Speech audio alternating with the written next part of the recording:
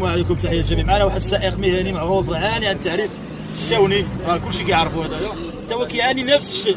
بالنسبه للصالير الاخوان، الصالير اللي هو صالير قليل، صالير غير مال الراس ما كيفياش. 3000 درهم ما ساعدوش حتى العواول صراحه 3000 درهم صاحبي خاصك ما ساعدش فيك العواول مال الراس. هذا الشيء هو صاحبي راه كارثه صاحبي كريم 150 خصو يقري العواول، خصو يقري دمران الطبيب، خاصو الصايا، خاصو كدا ما كتقدوش بزاف على هادشي هذا. كيقولوا لي الدراجيات خرج هذا وما كاينش الصانير قليل مره بزاف على هادشي هذا. والله باقي خصهم يطلعوا الاجره كارثه والله. 5000 درهم خاصهم يعملوا اقل 5000 درهم 5000 شويه درهم فهمتي. 5000 درهم شويه انسان غادي 5000 درهم قليله والله الا قليله. مع الشاحط مع كضرب معاهم كضرب لهم 20 بياخي في النهار وكيديروا 3000 درهم كيحسبوا لك ما كيتياخ 5000 بياخي. غير قلت له كاين الشباب كيضربوا 15 18 خليك كيضربوا 18 18 20 كيضربوها وكيقولوا ما كاينش ماشي خلاص كيقولوا ما كاينش كاع نص تسنى والله الا.